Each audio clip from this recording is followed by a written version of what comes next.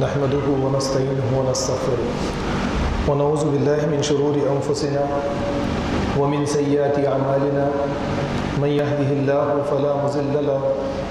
ومن يضلل فلا هادي له وأشهد أن لا إله إلا الله وحده لا شريك له وأشهد أن محمدا عبده ورسوله أرسله بالحق بشيرا ونذيرا يا أيها الذين آمنوا اتقوا الله حق تقاته ولا تموتن إلا وأنتم مسلمون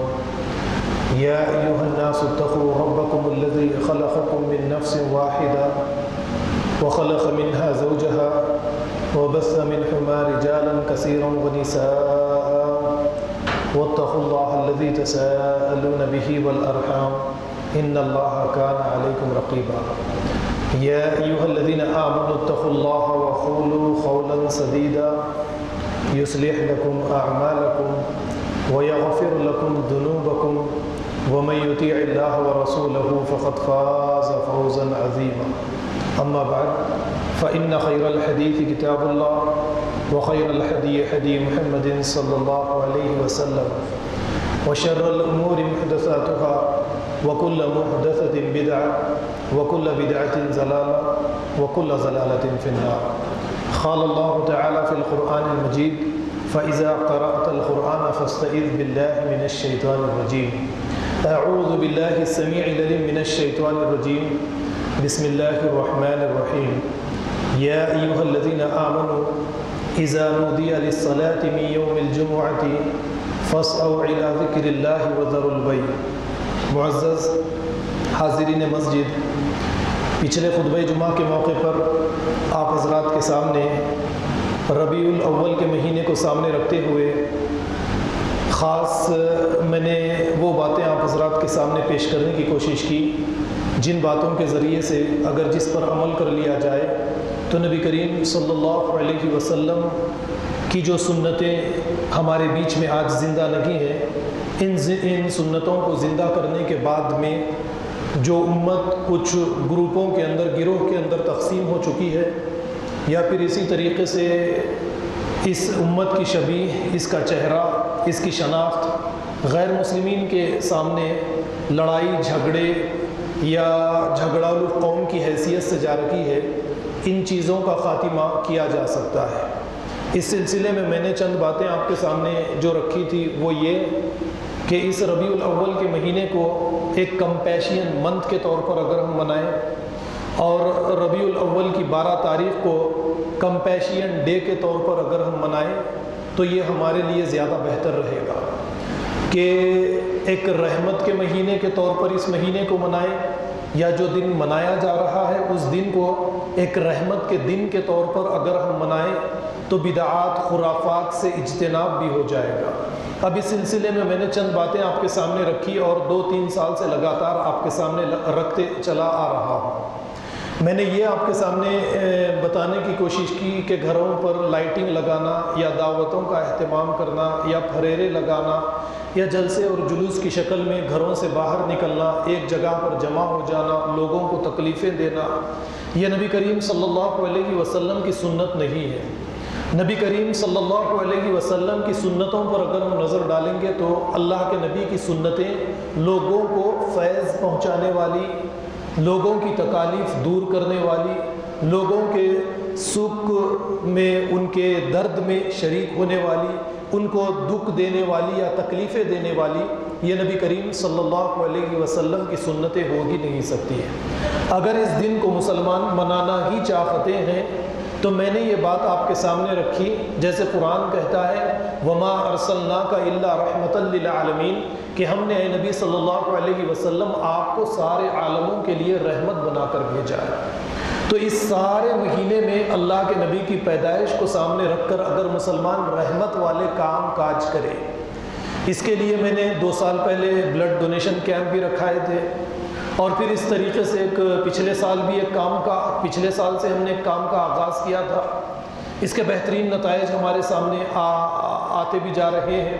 کہ فری آٹو سروس ہم نے پچھلے سال دی تھی، 15 آٹو ہم نے چھوڑے تھے،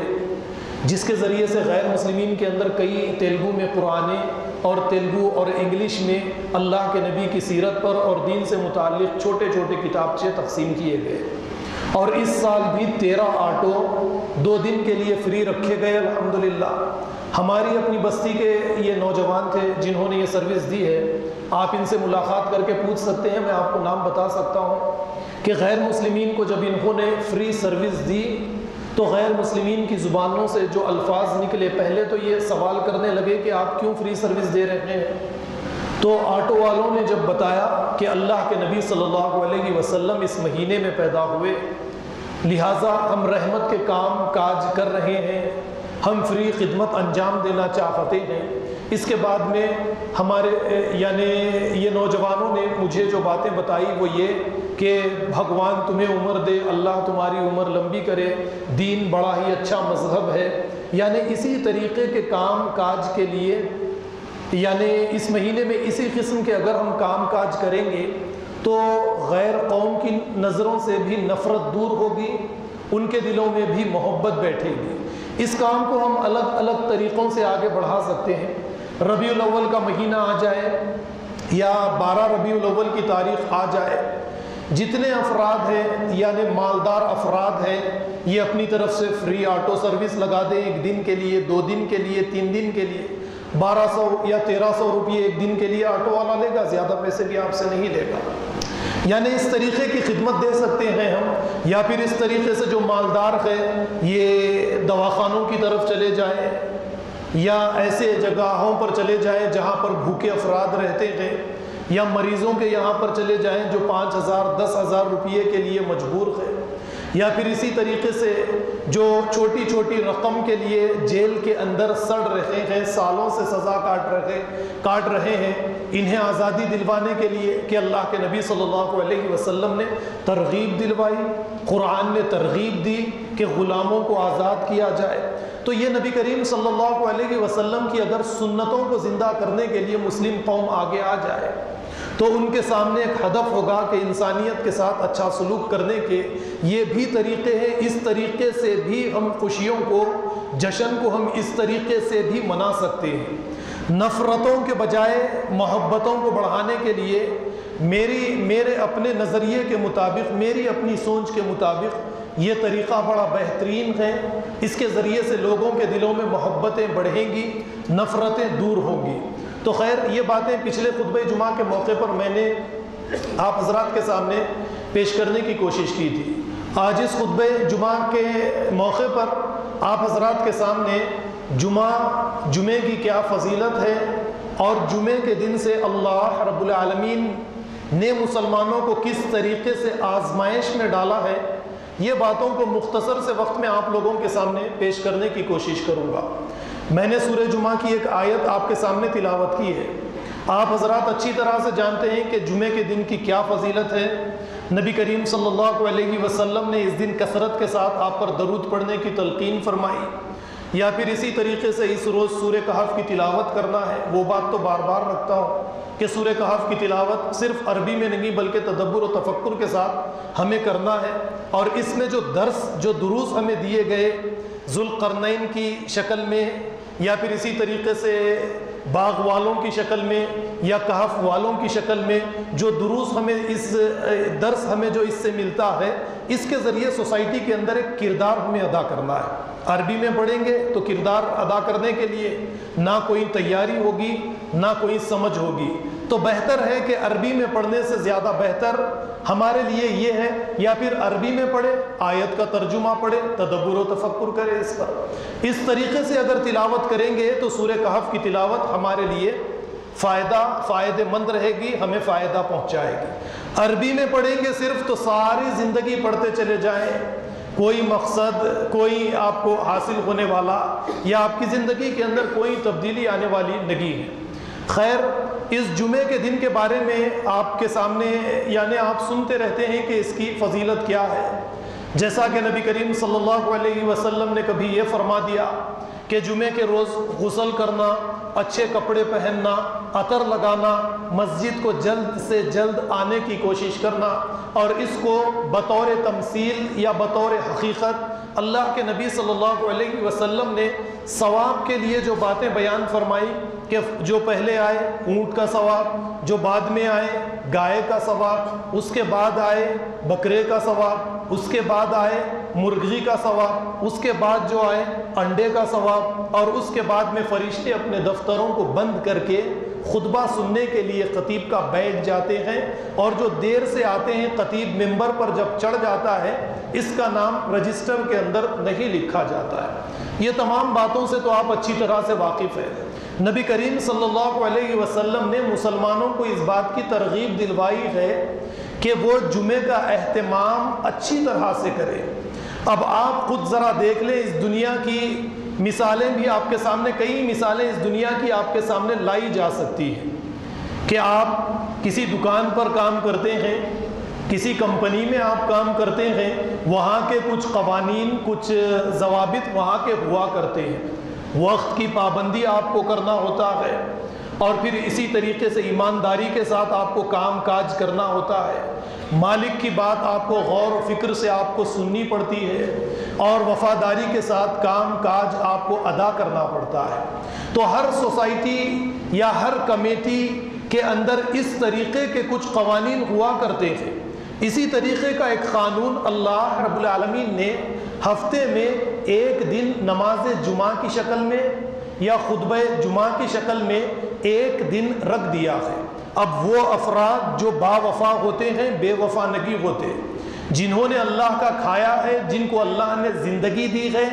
جن کو اللہ نے پالا پوسا ہے، جن کی ربوبیت میں کوئی کمی اللہ رب العالمین نے نہیں کی ہے، یہ وفاداری کا ثبوت دینے کے لیے اللہ کے گھروں کو وقت پر حاضری دیتے ہیں۔ جس طریقے سے کسی کمپنی میں ملازمت کرنے والا وقت پر حاضری دیتا ہے، یہ وقت پر نہیں آتا ہے تو اسے پینالٹی دی جاتی ہے یا پھر اس کی نوکری سے اسے ہاتھ دھونا پڑتا ہے۔ لیکن آپ دیکھیے کہ مہینے ہفتے میں ایک دن ہمارے لیے جمعے کا ہماری اپنی تربیت کے لیے مقرر کیا گیا۔ اس سے اللہ کو کوئی فائدہ نہیں ہے کہ آپ کا آدھا گھنٹہ یا 40 منٹ یا 1 گھنٹہ کے قریب آپ کا لیا جائے، اس سے اللہ کو کوئی فائدہ حاصل ہونے والا نہیں ہے۔ لیکن اس کے باوجود آپ جس محلے میں رہتے ہیں، یعنی 100%، 100%، 100% یہ محلہ مسلمانوں کا محلہ، مسلمانوں کی سوسائٹی ہے، لیکن پہلی اذان کے بعد میں دوسری اذان تو یہ کئی سال بعد دین کے اندر داخل کی گئی، لیکن نبی کریم صلی اللہ علیہ وسلم کے دور میں ایک ہی اذان تھی۔ میں اس سے پہلے بھی میں نے آپ کے سامنے یہ بات رکھ دی کہ حضرت عثمان غنی کے دور خلافت میں آبادی کا جب اضافہ ہوا تو حضرت عثمان غنی نے اس اذان کو مسجد نبوی سے اس کی شروعات نہیں کی، بلکہ اس اذان کو ایک بازار کے اندر اضافہ کیا گیا تاکہ لوگوں کو یہ معلوم ہو جائے کہ نماز کا وقت، خطبے کا وقت ہو چکا ہے۔ یہ اپنی دکانیں بند کر کے خطبہ سننے کے لیے مسجد کو آ جائے۔ تو خیر، ہماری اپنی سوسائٹی پر میں بات کر رہا تھا۔ آپ دیکھیں گے کہ تمام کے تمام مسلمان ہماری سوسائٹی میں بستے ہیں، لیکن جب خطبے کا وقت آتا ہے، اذان کہہ دی جاتی ہے، تو لوگوں کی کیفیات پر اگر آپ نظر ڈالیں گے، کوئی اپنی دکان کے اندر آپ کو مصروف آئے گا، کوئی رشتہ داروں کے ساتھ مصروف نظر آئے گا، کوئی دوست و احباب کے ساتھ نظر آتا ہے، یا کوئی خرید و فروخت کے اندر نظر آتا ہے، یا کوئی اسی طریقے کے کام کاج کے اندر مسلمان نظر آتے ہیں۔ اور خدا کو، اللہ کو جو وقت دیا جاتا ہے وہ 2 رکعت نماز کے لیے، یعنی نماز میں خطبے کے بعد میں حاضری جو دی جاتی ہے وہ 2 رکعت نماز کے لیے، آخر میں 5 منٹ جب نماز کے خطبہ ختم ہونے کے لیے رکھے، یا 1 منٹ یا 2 منٹ رکھے، اس وقت میں نماز پڑھنے کے لیے حاضر ہو جاتے ہیں۔ یا بہت سارے افراد تو آپ کو ایسے بھی ملیں گے ہماری اپنی سوسائٹی میں جو رکعت باندھنے کے بعد میں نماز ادا کرنے کے لیے بڑی ہی تیزی کے ساتھ نماز ادا کرنے کے لیے آ جاتے ہیں۔ اب جب اس طریقے کے افراد، تو نماز پڑھنے والے، جمعہ ادا کرنے والے اس طریقے کے زیادہ ملیں گے، لیکن اس طرح کے افراد سے بھی کوئی ملت کی تعمیر، قوم کی تعمیر ہرگز نہیں ہوتی ہے۔ اور نہ ہی ہماری اپنی تعمیر اور تربیت ہوتی ہے۔ تعمیر اور تربیت کے لیے جو اصول، جو قوانین اللہ نے دیے ہیں، اس کا ذرا آپ اندازہ لگائیے۔ سورہ جمعہ میں یہ فرمایا، یا ایھا الذین آمنوا اذا نودی للصلاۃ من یوم الجمعۃ، اے لوگو جو ایمان لائے ہو،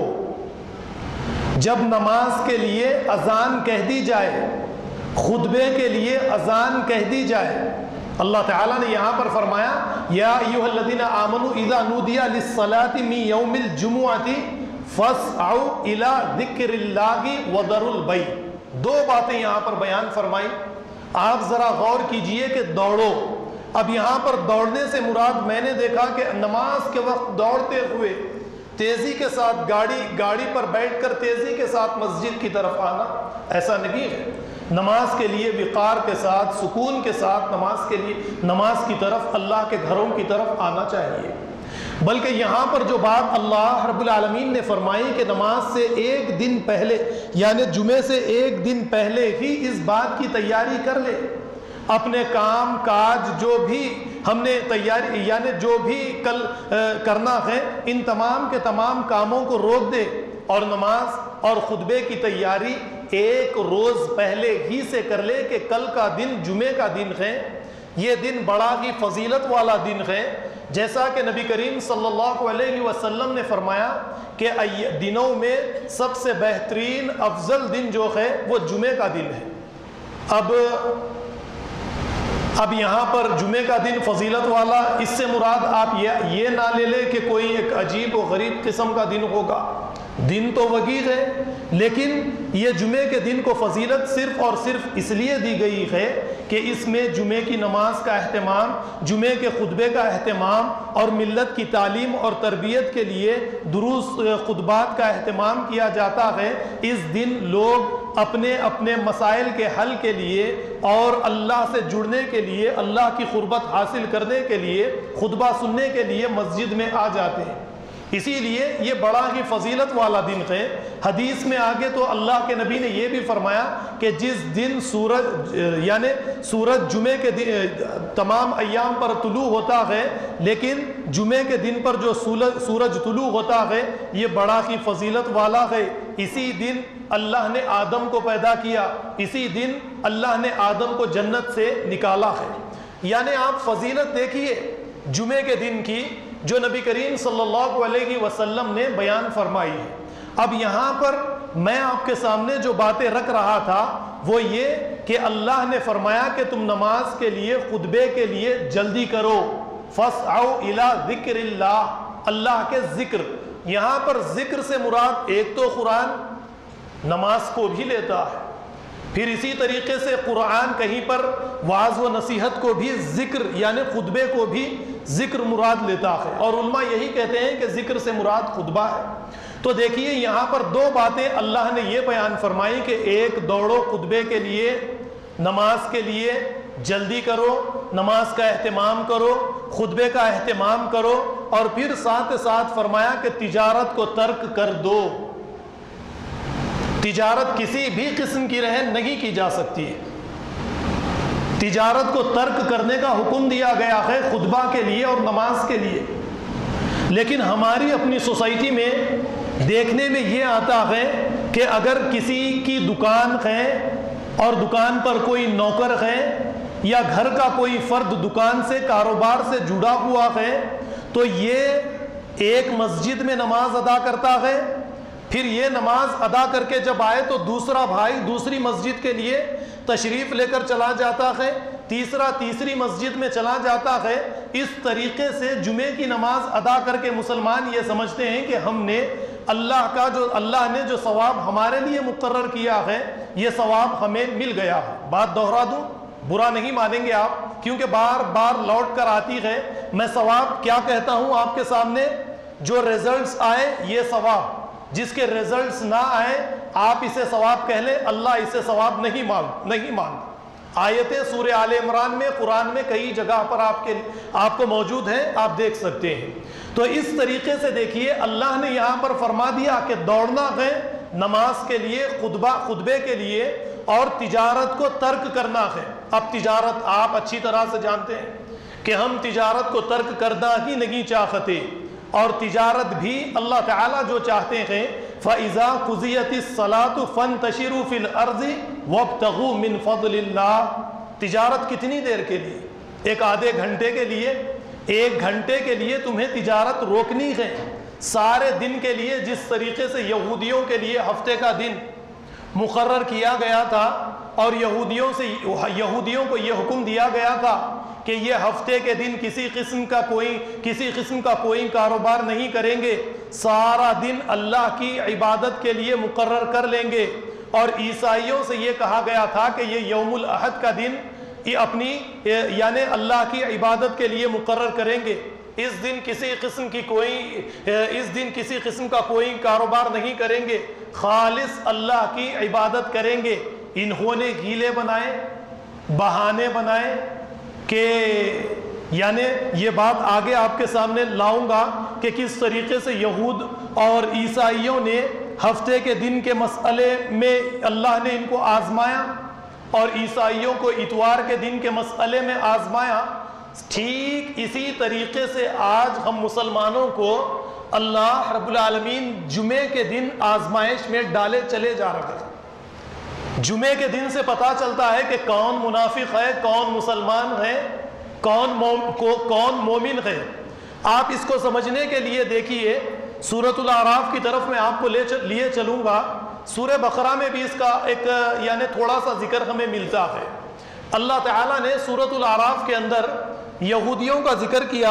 اور یہ فرمایا وَاسْأَلْهُمْ عَنِ الْقَرْيَةِ، اے نبی صلی اللہ علیہ وسلم ان سے پوچھئے ان بستی والوں کے بارے میں کہ کانت حاضرۃ البحر، جو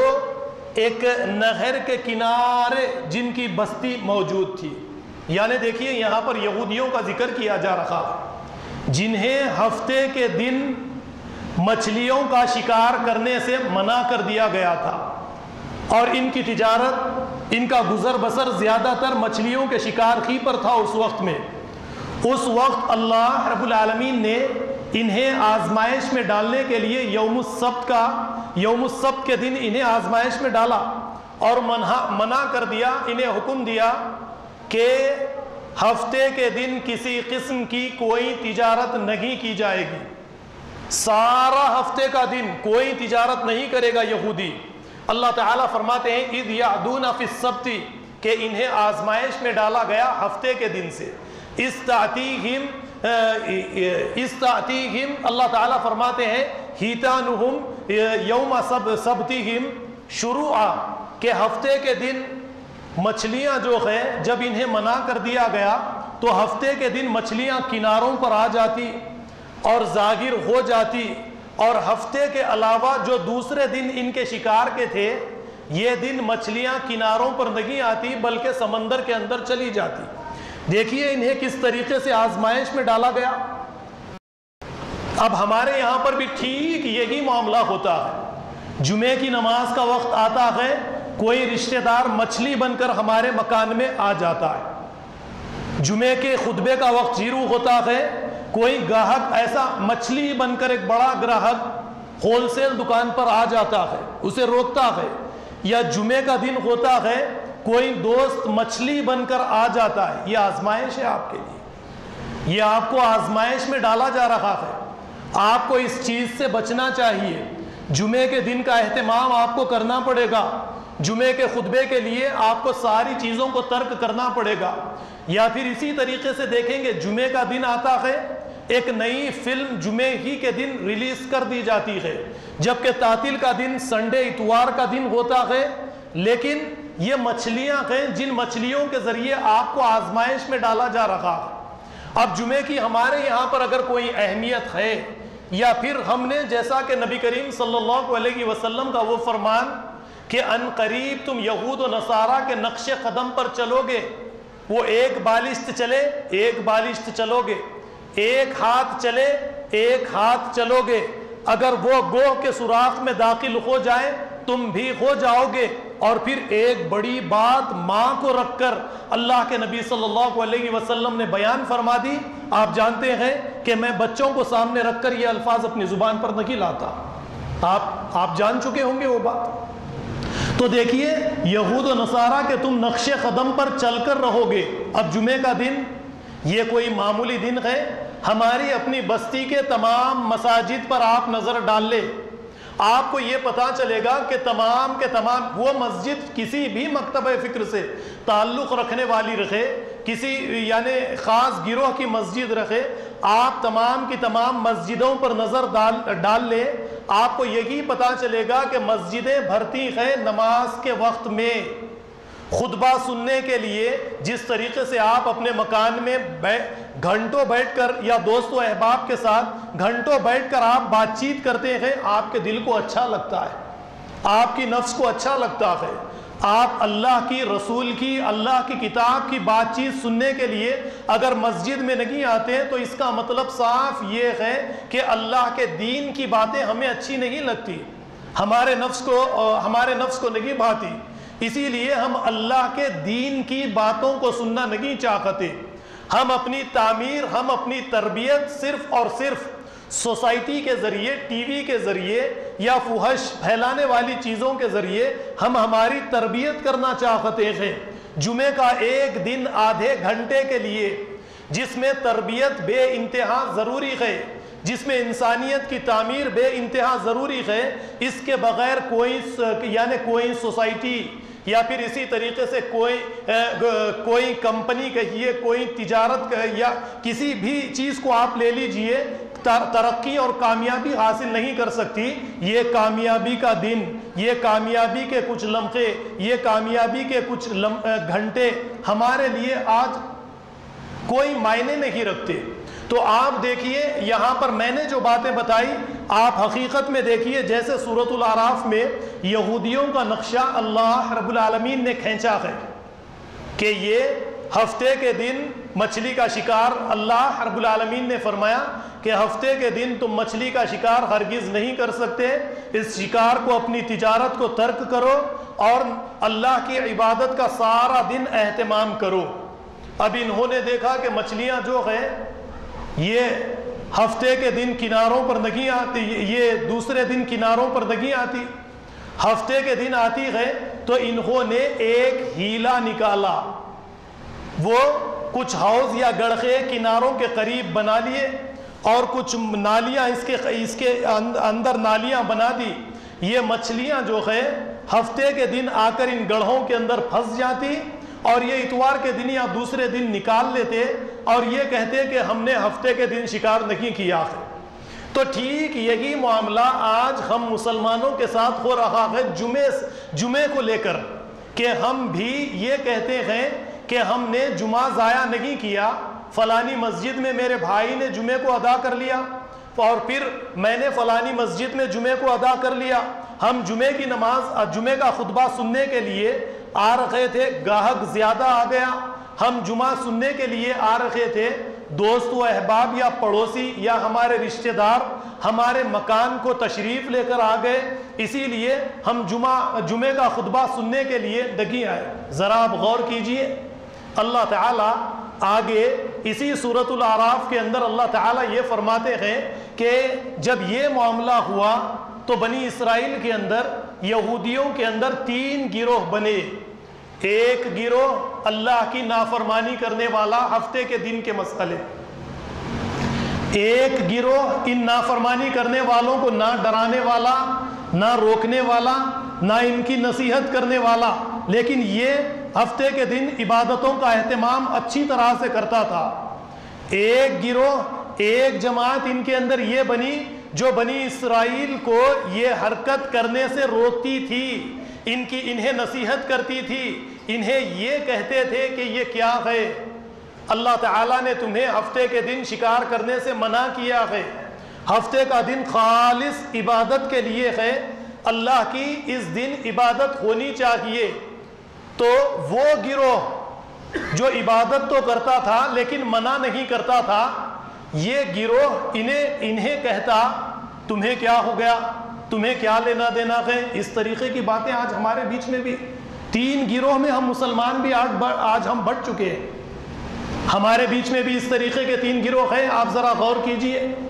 تو یہودیوں کا ایک گروہ یہ کہتا تھا تمہیں کیا لینا دینا ہے، تم تو عبادت کرتے ہو، تم عبادت کرو، انہیں روکنے نصیحت کرنے کی تمہیں کوئی ضرورت نہیں ہے۔ تو یہ کہتے قالوا معذرۃ الی ربکم، ہم اس لیے انہیں نصیحت کرتے ہیں، سمجھاتے ہیں کہ اللہ کے یہاں پر کوئی عذر تو ہمارے لیے اللہ کے سامنے ہم کوئی عذر تو پیش کر سکے، لعلکم یتقون، اور یہ ہدایت کا راستہ تو اختیار ہماری وعظ و نصیحت کے ذریعے یہ ہدایت کا راستہ تو اختیار کر لے۔ لیکن آپ دیکھیے قرآن آگے سورۃ الاعراف کے اندر فرماتا ہے فلما نجینا بہ الذین، اللہ تعالیٰ نے ان لوگوں کو بچا لیا، ینہون عن السوء، جو یہودیوں کے ایک گروہ کو یہ برائی کرنے سے روکتے تھے۔ اللہ تعالیٰ انہیں تو بچا لیا، لیکن ان 2 گروہ کو، ان 2 جماعتوں کو اللہ نے ہلاک کر دیا، تباہ کر دیا، برباد کر دیا، جو ہفتے کے دن شکار کرتے تھے اور جو ہفتے کے دن شکار کرنے سے منع نہیں کرتے تھے۔ اب آپ ذرا غور کیجیے، کوئی جمعے کے دن دکان کھول کر تجارت کرتا ہے، میں اپنی طرف سے کہوں گا کہ وہ حرام ہے اس کے لیے، صرف آدھے گھنٹے کے لیے، 1 گھنٹے کے لیے حرام ہے اس کے لیے۔ اذان کی آواز کان میں پڑ گئی، دکان بند ہو جانی چاہیے، تجارت بند ہو جانی چاہیے، خرید و فروخت بند ہو جانی چاہیے، ہماری سوسائٹی کی ساری مساجد فل ہو جانی چاہیے، خطیب کو شکوہ اور شکایت کرنے کا کوئی موقع ملنا نہیں چاہیے، ہر ایک مکتبہ فکر کی مسجد پوری ہونی چاہیے، خطیب کسی قسم کی کوئی شکوہ اور شکایت نہ کرے۔ آج میں نے جو باتیں آپ کے سامنے رکھی ہیں یہ صحیح ہیں یا غلط ہے، اس کا فیصلہ آپ خود اچھی طرح سے کر سکتے ہیں۔ کیا ہم نے جمعے کے دن کو یہودیوں نے جس طریقے سے ہفتے کے دن کے ساتھ جو کیا، کیا آج ہم نے جمعے کے دن کے ساتھ وہ سب کچھ کیا یا نہیں کیا؟ آپ بتائیے۔ یقیناً ہم نے جمعے کے دن کے ساتھ یہ سب کچھ کیا۔ ہماری تعمیر کیسے ہوگی؟ ہماری ترقی کیسے ہوگی؟ ہمیں دین کس طریقے سے حاصل ہوگا؟ ہمیں دین کا علم کس طریقے سے ملے گا؟ کبھی آپ لوگوں نے سوچا ہے؟ وہ باتیں آپ پکڑ لیتے ہیں کہ 2 رکعت مل جائے، رکوع مل جائے تو نماز آپ کی ہو جاتی ہے۔ میں نے نماز کے مسئلے پر کئی مرتبہ آپ کے سامنے تقریریں کی ہیں، منافق کی نماز اور مومن کی نماز، اور اس موقع پر میں نے کئی باتیں آپ کے سامنے رکھی ہے کہ وہ 5 وقت کی نمازیں جو ادا کرتا ہے اس کی بھی نماز اگر بے رزلٹ ہے، بے نتیجہ ہے تو قبول نہیں ہوتی۔ یہ 2 رکعت رکوع کی نماز لے کر آپ کہاں پر کس خوش فہمی میں آپ مبتلا ہے؟ نماز اگر رزلٹس پیدا نہیں کرتی، آپ کے اخلاق اور کردار میں تبدیلی نہیں لاتی تو آپ کی نماز نہیں ہے، بس اٹھنا اور بیٹھنا ہے، اللہ کے یہاں پر قابل قبول نہیں ہے۔ پھر یہ جمعے کا خطبہ، یہ جمعے کی نماز، یہ جمعے کی فضیلت ہمیں کس طریقے سے حاصل ہوگی بتائیے؟ نبی کریم صلی اللہ علیہ وسلم مکہ سے ہجرت کر کے مدینہ گئے، مدینہ جانے کے بعد میں صرف 5ویں ہی دن، زیادہ وقت بھی اللہ کے نبی صلی اللہ علیہ وسلم نے نہیں لیا، وہ اس لیے کہ تعلیم اور تربیت کے لیے نماز جمعہ اور خطبہ جمعہ ایک ایسی چیز، ایک ایسا یعنی مسجد ایک ایسا پلیٹ فارم ہے جس کے ذریعے سے لوگوں کی تعمیر اور یعنی ان کی شخصیت سازی کی جا سکتی ہے۔ صرف 5ویں ہی دن نبی کریم صلی اللہ علیہ وسلم نے نماز جمعہ کا اہتمام کر دیا۔ آگے کی آیتیں آپ جانتے ہیں کہ نبی کریم صلی اللہ علیہ وسلم خطبہ جمعہ دے رہے تھے، اس وقت میں ایک قافلہ تجارت کا کچھ سامان لے کر آتا ہے، اور وہ جو ان کے یہاں پر بجانے والی چیزیں اس وقت کا جو بھی طریقہ تھا تجارت کے لیے اس کا استعمال کرتا ہے، سوائے چند لوگوں کے مسجد میں سارے لوگ مسجد سے نکل کر تجارت کے لیے چلے جاتے۔ اس وقت میں ضرورت بھی تھی، صحابہ کرام آپ جانتے ہیں کہ قبائل کا یعنی قبائل واری طریقے سے لوگ زندگی گزارتے تھے، ضروریات زندگی کے سامان بڑی مشکل سے ملتے تھے۔ آج تو آن لائن ہے،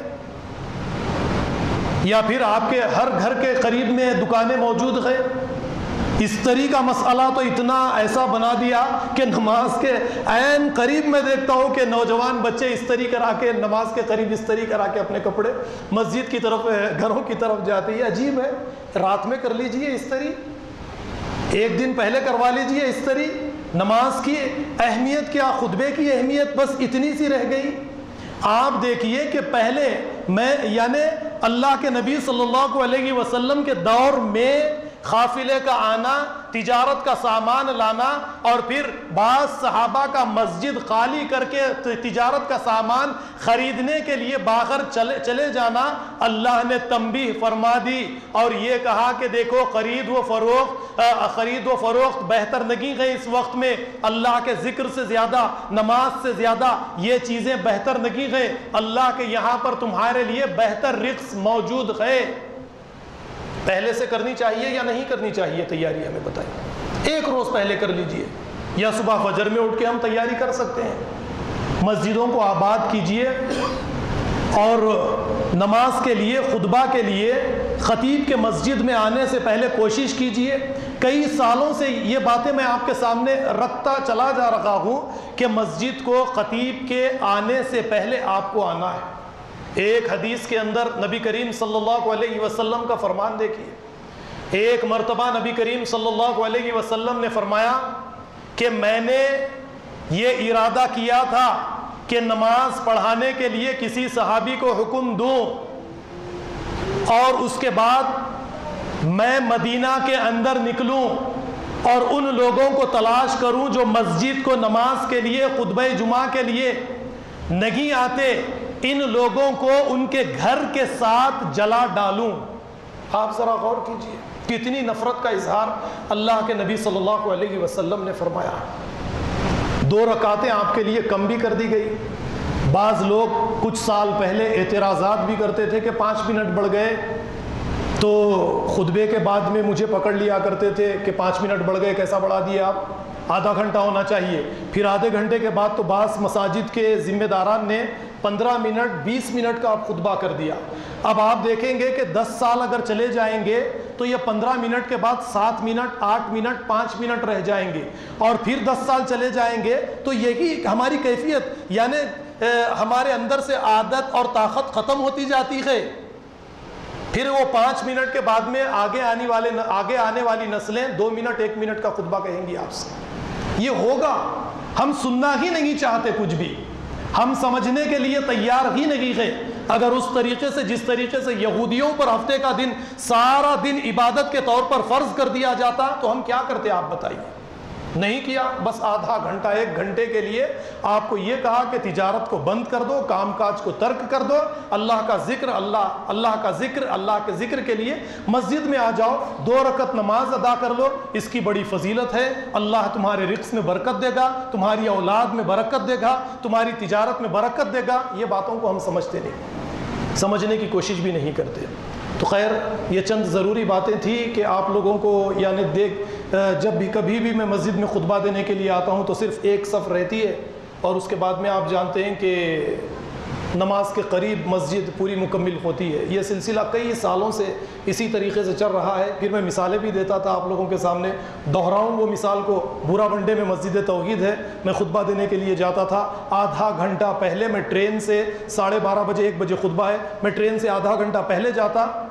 اور اس کے بعد میں قدم رکھنے کے لیے مجھے مسجد میں جگہ نہیں ملتی. ممبر تک آنے کے لیے مجھے بڑی مشکل سے آنا پڑتا تھا. آپ اس طریقے سے ہمارے اپنے قریب میں بھی اٹا پلیے, انجن بولیے, بعض مساجد میں آپ جائیں, لیکن جہاں پر عرب آباد ہے, جن کے اوپر دین کو, جن کے اندر سے ایک نبی کو نکال کر دین کتاب کو دیا گیا, وہ قوم اس طریقے سے لاپرواہی کرے. جبکہ قرآن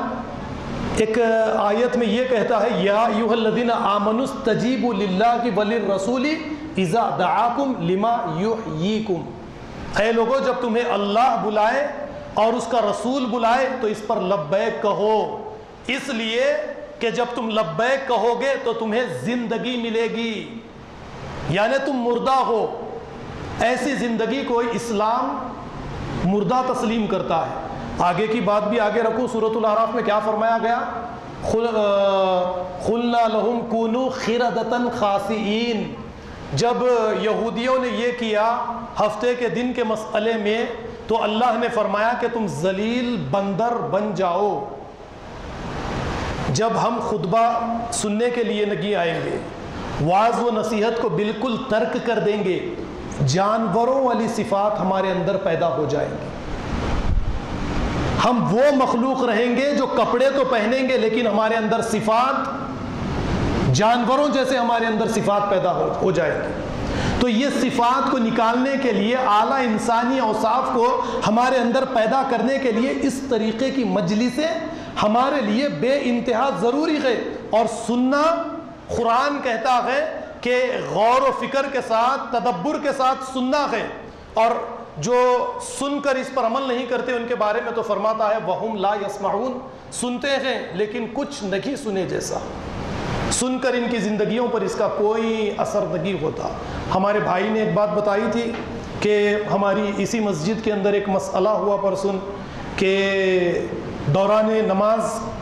آپ جانتے ہیں کہ کسی کے ساتھ کوئی مسئلہ پیش آ جائے تو وہ نماز توڑ کر وضو کرنے کے لیے چلا جاتا ہے، اور اسی دوران میں بیچ میں تھوڑی سی جگہ بچ جاتی ہے۔ اب مصلیوں کی مقتدیوں کے لیے یہ ضروری ہے کہ جو جگہ چھوٹ گئی ہے اس جگہ کو مکمل کرے، بازو والا اس جگہ کو مکمل کر دے، پیچھے والا اس جگہ کو مکمل کر دے، کیونکہ صف کے بیچ میں خالی جگہ رکھنے سے نبی کریم صلی اللہ علیہ وسلم نے منع فرمایا ہے۔ اس کا اہتمام ہونا چاہیے، قدم سے قدم، کاندھے سے کاندھا ملا کر